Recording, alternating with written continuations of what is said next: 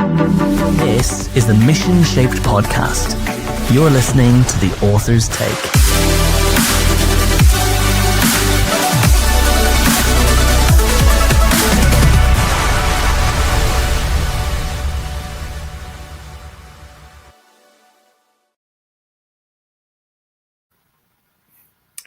Good afternoon. Hope you are all well out there, and welcome to another in our Fresh Expressions, the author's take. And delighted to welcome Paul Bradbury into our space today. Paul, great to have you with us. I'm really looking forward to tucking into In the Fullness of Time, your book about researching the past for the future of the church. So really looking forward to thank you. Welcome. Good to have you with us. Yeah.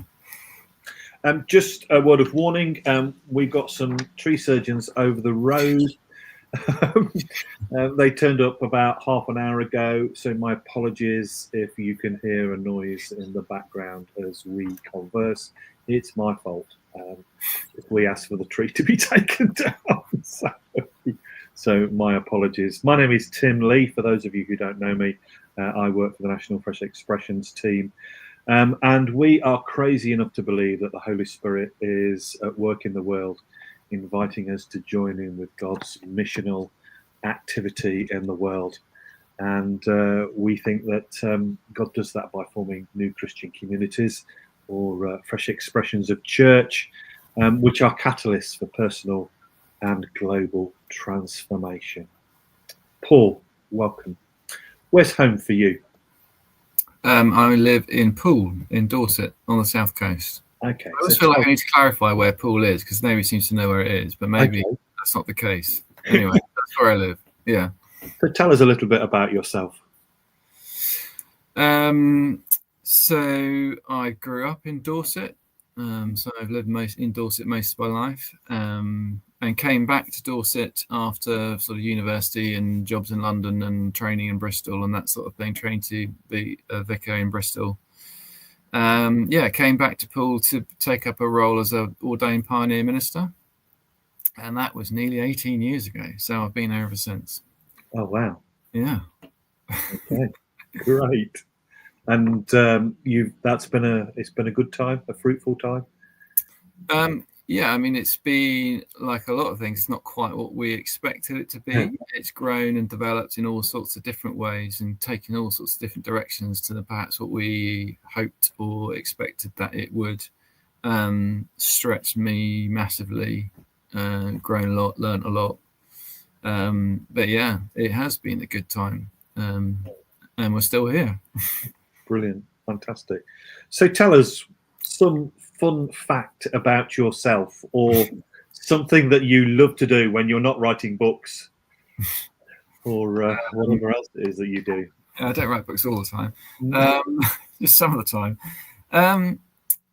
Well, I like running, I like bird watching, I like the outdoors, I like mushroom foraging, I suppose, is perhaps an interesting thing. Yes, I like when it's the season for mushrooms, I start, venturing out into the countryside, with the wicker basket, gonna look the part. Look the part,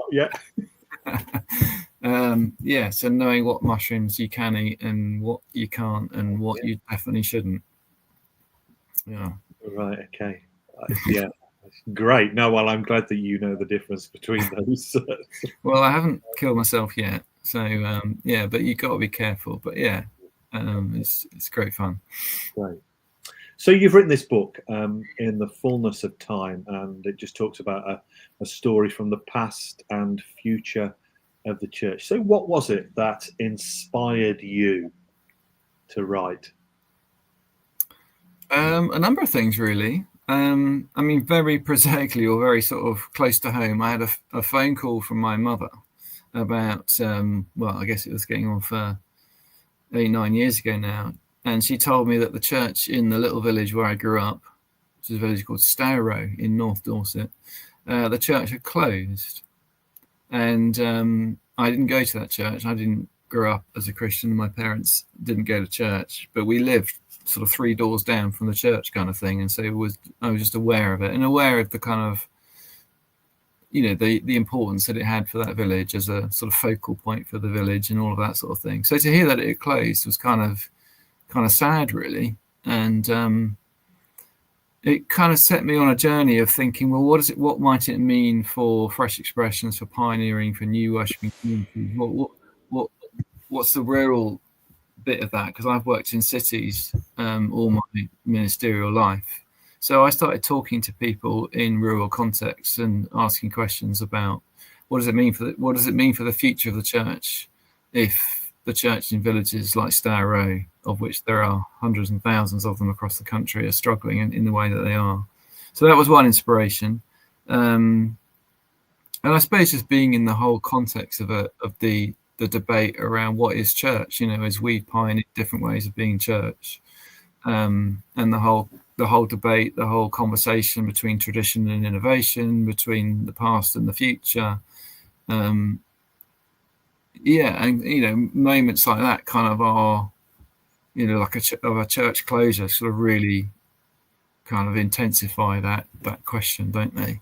And it felt like I might have something to say into that. And then finally, the other thing was I read this book called English Pastoral by a guy called James Rebanks. I don't know if you've heard of him, but I haven't. No. He is a sheep farmer in the Lake District, and he wrote a book called English Pastoral, which was really about farming and land management, in which there's also a very fierce debate about, you know, what is the best way to manage land in a way that enables people to feed, you know, human society to feed itself, but also to preserve, you know, ecological diversity. Yeah. So you got wilding at one end of the spectrum and kind of you know, different ways of farming, kind of industrial farming at the other end, and a fierce debate in the whole of it. And he wrote a book that kind of tried to sort of tell a story from his own life that brought all these different aspects of that debate in, without kind of saying that, you know, and I say to you, this is the answer kind of thing. Yeah. Which is what we tend to do, it seems to me. We tend to sort of say, from my experience, I think this is what we need to do. And it just sort of feels to me we need a better conversation in the church that honours the different approaches that we're each trying to make to the same question, really, it seems to me. What does it mean for us to be the church in this particular cultural context that we're in? So can we have a better conversation about that? So that book made me think, I wonder if we could write something similar about the question of how to be the church in the future, in the present and the future. Great, thank you. So the book itself is, and we were talking earlier on, it feels like actually you get to know Paul Bradbury from reading this book, actually, which is really lovely. But the book itself is organised around 9 stories in 3 chapters, and you talk about, if you like, you know, a story from the past for the future and the future of the church. And, you know, so what is the main message then in the fullness of time? It feels like it's a kind of it's a now and not yet kingdom sort of language. It's something that we get glimpses of, but we don't yet quite see. Tell me more about that. Yeah, I always struggle to say what is the main theme of the book, because there's lots of themes, and I suppose I tell my own story in a way of trying to hold it together. But it's a good question. I think the main theme would probably be around, and hence trying to sort of take a wide angle in terms of time, a wide angle look at the story of salvation and the story of the church, and say actually, church has always been this conversation between tradition and innovation, you know, between the past and all that has all the good things that brings us, you know, tradition in that kind of positive sense, and what it is that the Spirit is inviting us into in the present and therefore the future, and so that's kind of held in God's time, fundamentally. So it's about respecting the past and respecting tradition as a kind of, you know, as a a place that holds so much that's good, the wisdom, the experience, and the resources of the Christian past, and bringing that into the future, but recognizing there's also that work of the Spirit in the present that somehow draws us into the future, comes from the future, if you like, draws us into the future. Yeah. And the church is always the result of that conversation. So the church is always caught in that sense of being somewhere between the past and the future. Yeah. Okay. And again, I suppose that keeps that kind of tension, doesn't it? Of the kind of what you try to is a bigger conversation, rather than it just being, telling. It's you're putting it in that much wider historical context. Yeah, absolutely. And so perhaps drawing our vision so wide that we can look at things perhaps that our particular tradition, whether you think of that as the Anglican tradition or the Protestant tradition, that perhaps there are certain things that we've slightly lost in the conversation that we need to pay slightly more close attention to than we are at the moment. Great. So you admit yourself in the introduction to the book that, if you like, you spent most of your life in ministry, scanning the horizon, as you put it, looking for the cultural landscape coming towards you, and you've rarely thought about the past. And although you grow up in a rural context, actually you're a city boy now. We'll come to the rural in a minute, if you like, because I think I'm interested about that. But why are they important to you? What is it again that's kind of, you've just thought to yourself, actually, do you know what? Although I spent all of this time looking to the future, what is it about the past? What's drawn you to that, to do that? Yeah, I mean, I think that's a good question. I think we're all affected by a slight kind of cynicism, perhaps, towards tradition. And I think I've grown increasingly to recognize it. There's a difference between tradition and traditionalism, and I suppose as you get older and you start recognizing the wisdom that you desperately need from the past, whether that's from particular individuals. I'm increasingly inspired by St. Francis, for example. So, that Franciscan tradition inspires me in the present. So from a very personal point of view, that there you go, that's tradition kind of meeting the present. So, I think increasingly that's been my feeling, that we fall into the trap in this very intense conversation about what is the church, into sort of being silos between tradition and innovation, or parish and pioneering, or whatever it is. And actually, if you look at the history of the church, it's always been much healthier when it's managed to hold those two things in tension as a conversation in practice. So I think it's partly personal, kind of, getting to a certain age where you start to sort of look at things that you've dismissed, quite arrogantly at points. And go, actually, we need to recognise there's real life here, there's real gift here, and I think the fresh expression movement, the pioneering movement, whatever you want to call it, needs to do that. We all need to do that, but perhaps the pioneering movement needs to really be open, and I think it is more than it has been, but be open to the gift of tradition. Yeah, and I'm fascinated too by, if you like, the event, that phone call from your mum 9 years ago. And if you like, you admitted that you'd never went to the local parish church, and yet actually the impact it had upon you seems to be quite significant. Yeah, and I suppose that's, you grow up in a village, and that there's something I say just briefly in the book, and we're all aware of it, just kind of the village, social life is this sort of tapestry, isn't it, of different social institutions and organizations and connections, and as you take more of those out, everything it kind of feels like it starts to unravel. And so when we first moved to that village, there was a shop. The pub had just closed. There was a shop, a garage, a church hall, and a church, a village hall and a church. And now there's only the village hall left. So you take all of those things out of a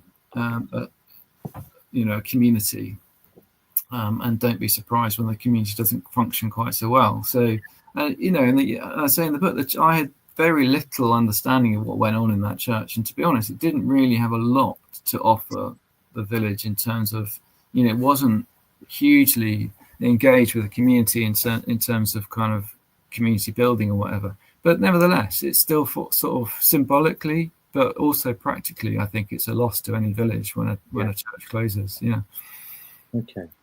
So there are 9 stories. You've shaped them round lament, hope, and resurrection. I think I've got that right. Waiting and resurrection. Beg your pardon. Yeah. I'm wondering, because why rural? Because actually, in so many ways, when you engage with people who work in a rural context, or you are a trustee of a charity which champions the rural context, actually the rural is often forgotten, misunderstood, ignored, any other word that you like to put into that kind of sentence. So what was it about the rural that called you to that context? Well, probably, I mean, personally, I think having grown up in a place like that, you just sort of feel like you understand to some degree how it ticks. So there was a personal, maybe slightly nostalgic drawing back to that. But I think more than that, the reality is that rural is where the decline of traditional church, the traditional denominations is affecting, most severely, and in the interviews that I did, that was very evident, that vicars who had seen churches close were looking at the future and thinking this is going to be a pattern that they experience in the future. So, but equally, I think the rural church is also a place of real creativity, because they're facing that reality of decline. And so creativity it goes hand in hand, it seems to me, with asking the questions, okay, what does it mean for us to be a church in this place, and exploring that creatively. So that was one reason. And I think the other is something about place. I mean, I suppose my ministry has always been about the incarnational, contextual. What does it mean for us to be the church in this place, even in an urban context, where perhaps others have sort of looked at the network and kind of being a church for a whole city, and I've always looked at the micro really and go, what does it mean for us to be a church in this street, like in this sort of micro community?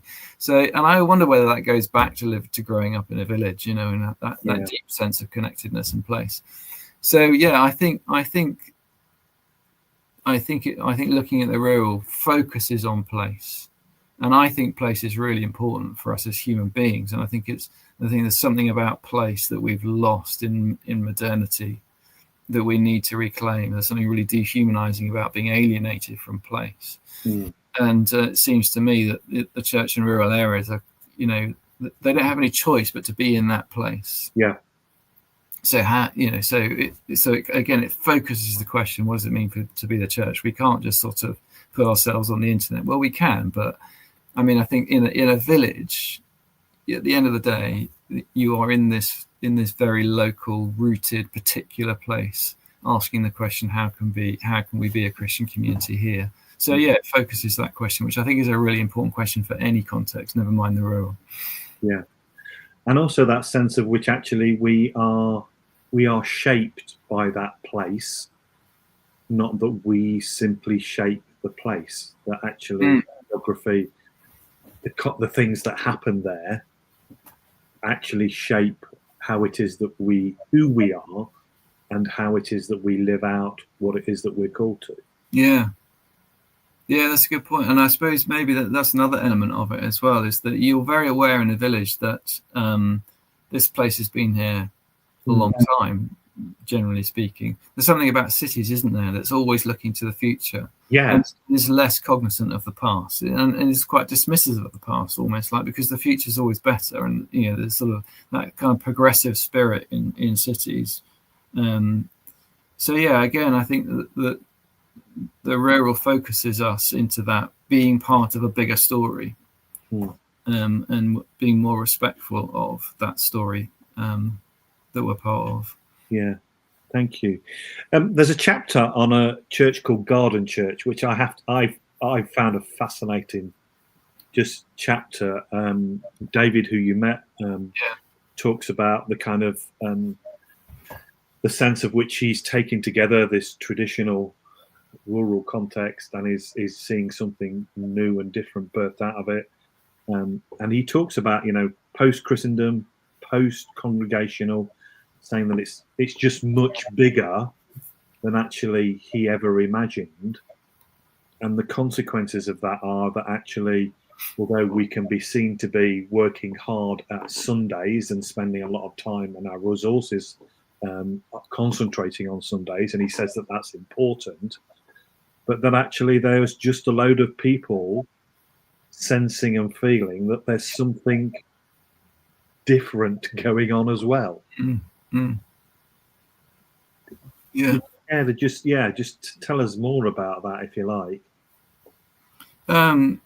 Yeah, I mean, I think what David's experience, I'm going to say what David's doing, but you know, I think what David's experience at Garden Church is remarkable. You know, I think they've got 17 or 18 of these small communities. Don't know what they call it. Well, they call them gardens, but I suppose you might see them as sort of missional communities, or you know, small kind of house churches, although not all of them meet in homes by any means, across villages in Norfolk. And you know, his experiences, they've just sort of proliferated. He hasn't, you know, he started one, and you know, quite quickly other people were saying, well, how can we start one? And you know, they've just morphed into a network. So it's just really, it kind of makes you go, well, what's going on here, you know?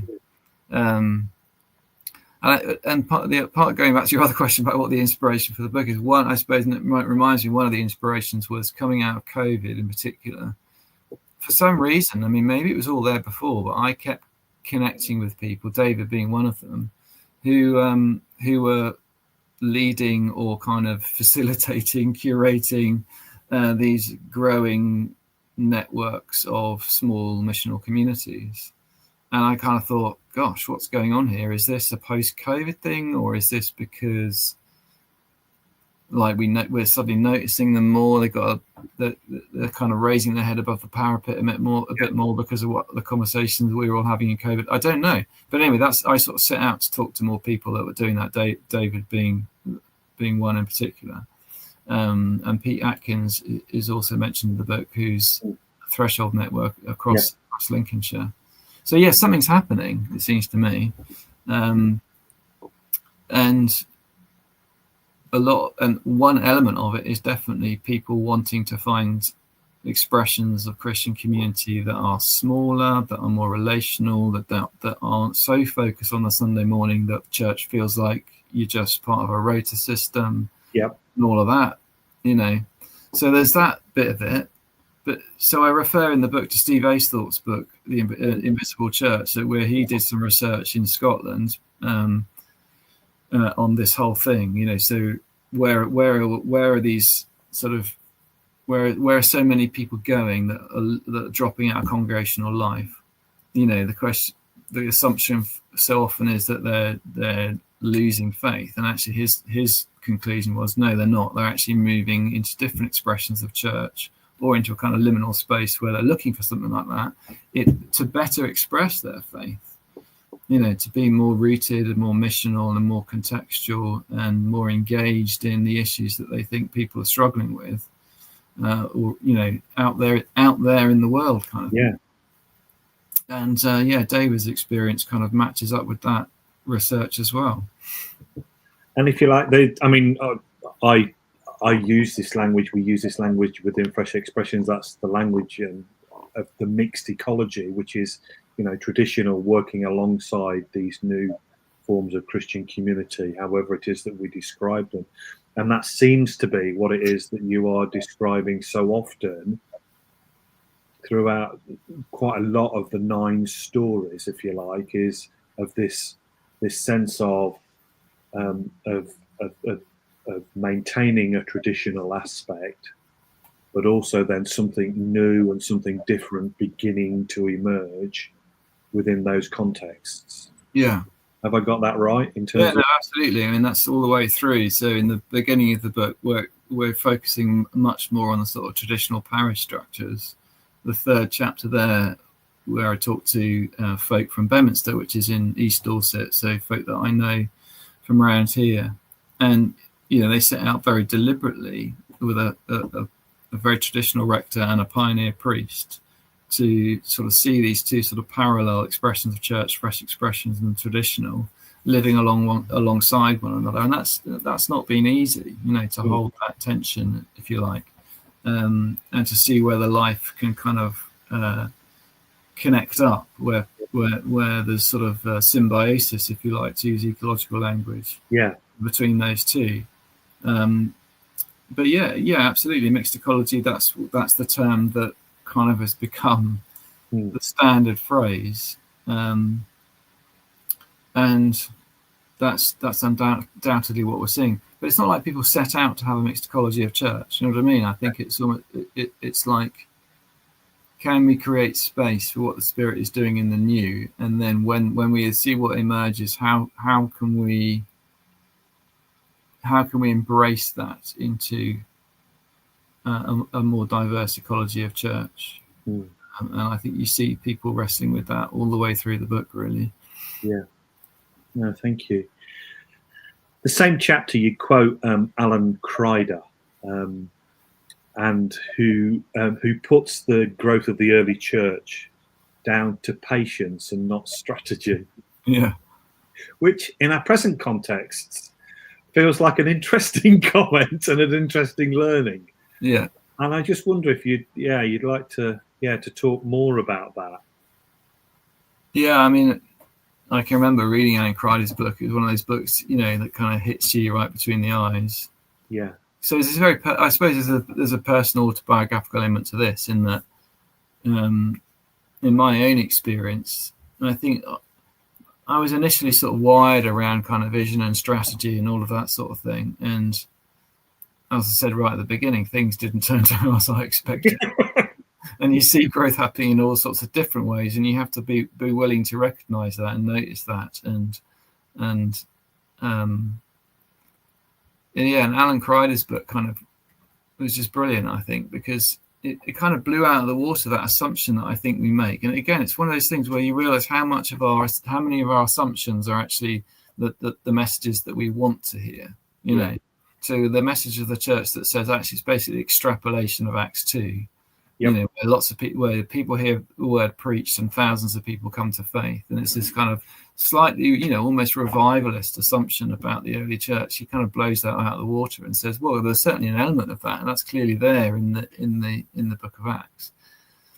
But over the centuries of the early church, it's much more this sort of patient, patient ferment, so it's like a yeast, just bubbling away.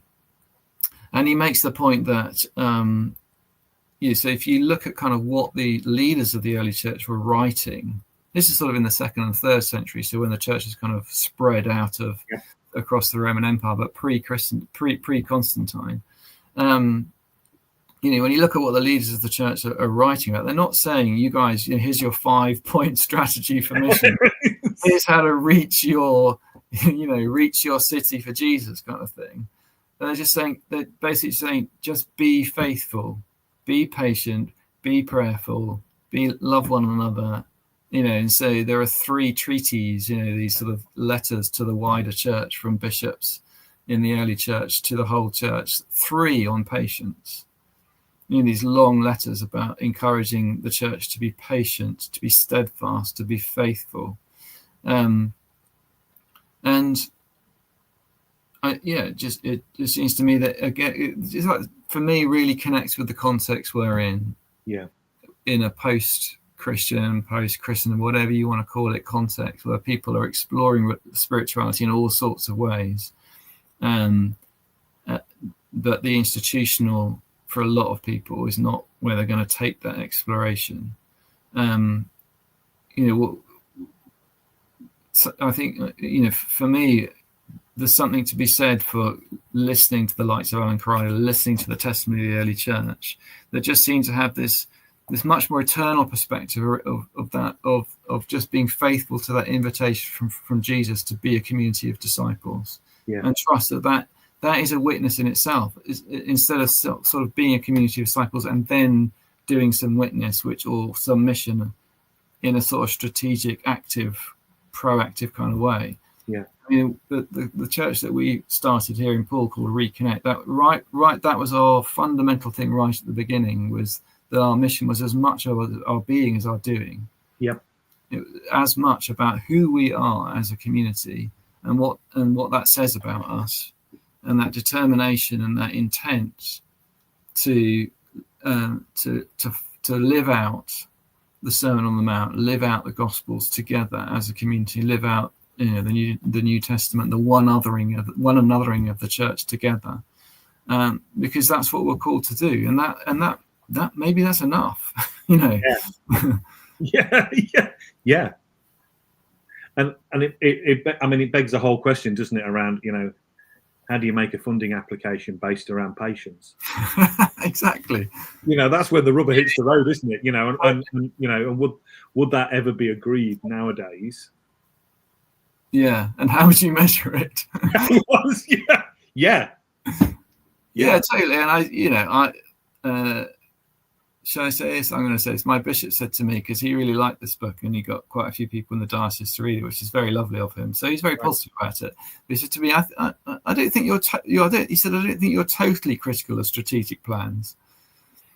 So he sensed that there is a bit of a critique there, and I think there probably is. I'm not averse to strategy and vision at all.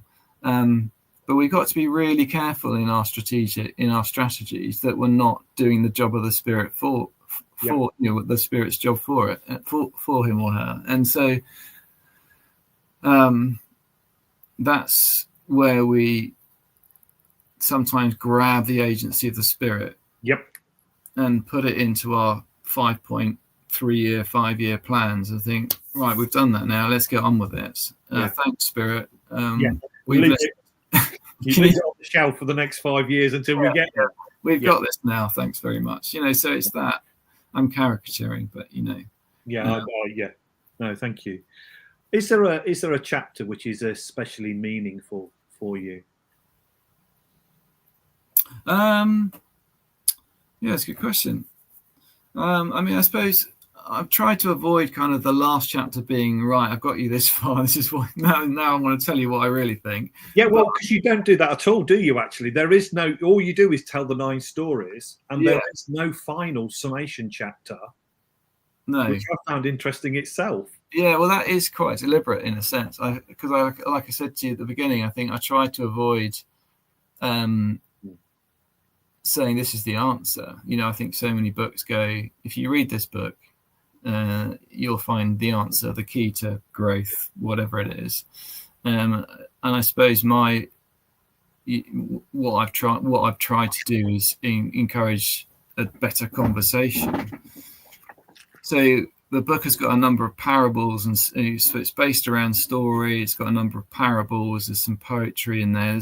What I've tried to do in some imagery, and what I've tried to do is offer a kind of some more kind of right brain approach to some of this. But Jesus told parables, it seems to me, because he was at a similar kind of point of inflection, a kind of massive change in kind of how people thought about faith.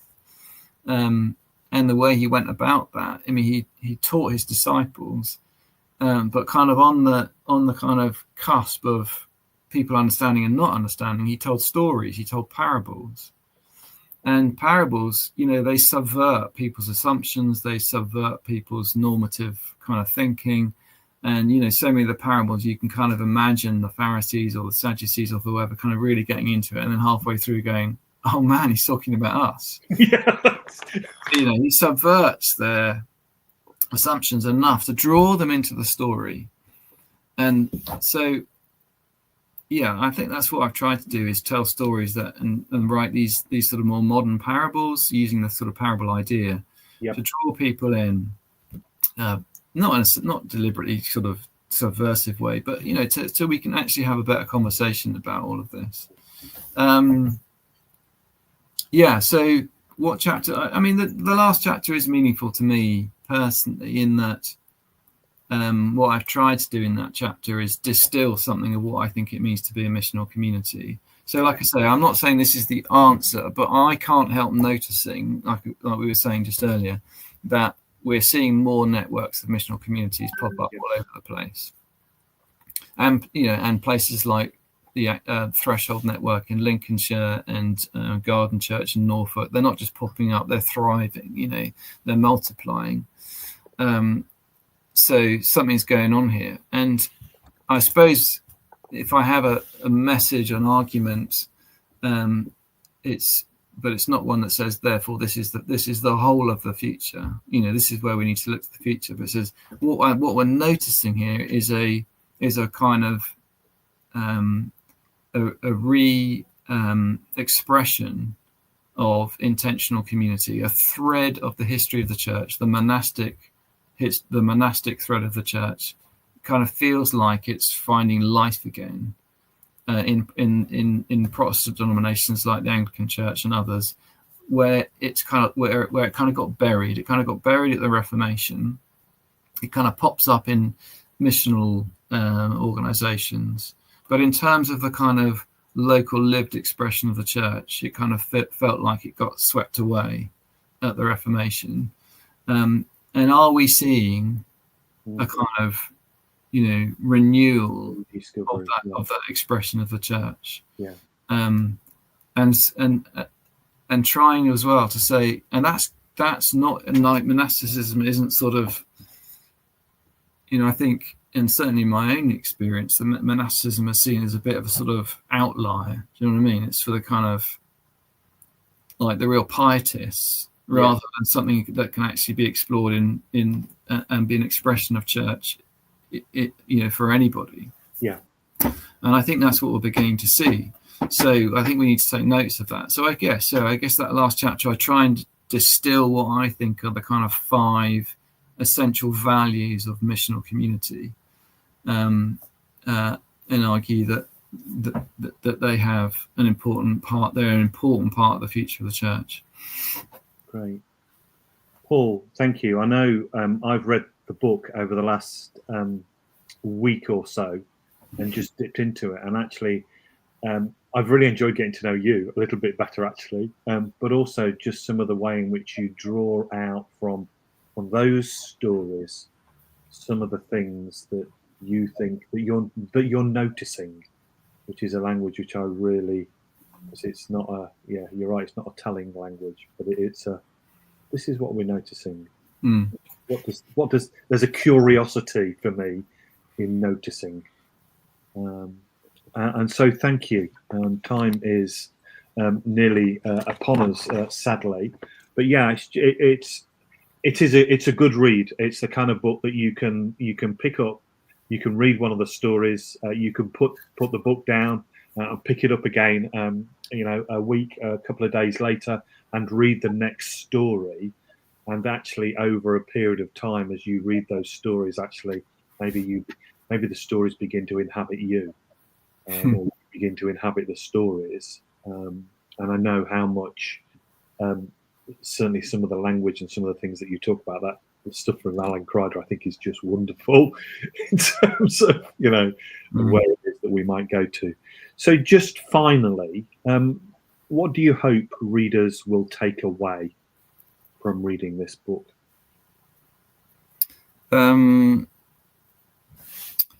Yeah, good question. I mean, I think, you know, I hope that whilst, you know, I'm a pioneer, and reflect on pioneering, this isn't a book for specific, or exclusively for pioneers. Yeah.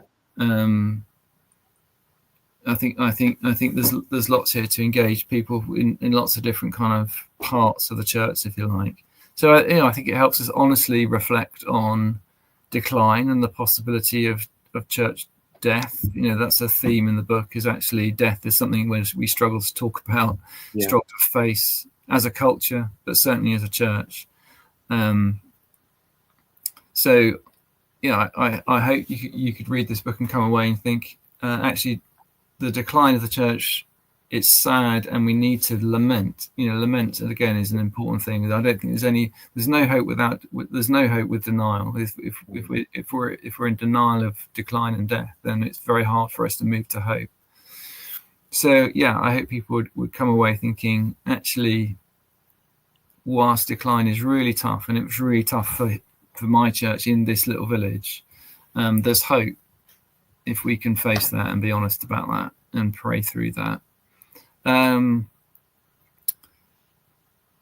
I think that readers might take away a better recognition of some of the dilemmas of busyness in our church, and that partly comes from our culture, the culture that we're living in, and being busy and having a church that kind of looks like it's really busy. I think we might hopefully come away and look at that with a bit more nuance and go, and ask, how are we as a church able to better be a witness to the gospel in a culture that's very busy, but recognizing that activism and busyness, or kind of space, slowness, contemplative kind of spirituality has a kind of countercultural aspect that's important.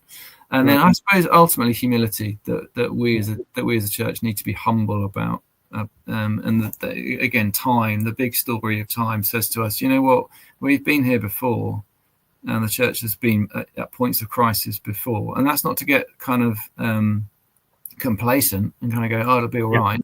That God is the God of the church at the end of the day.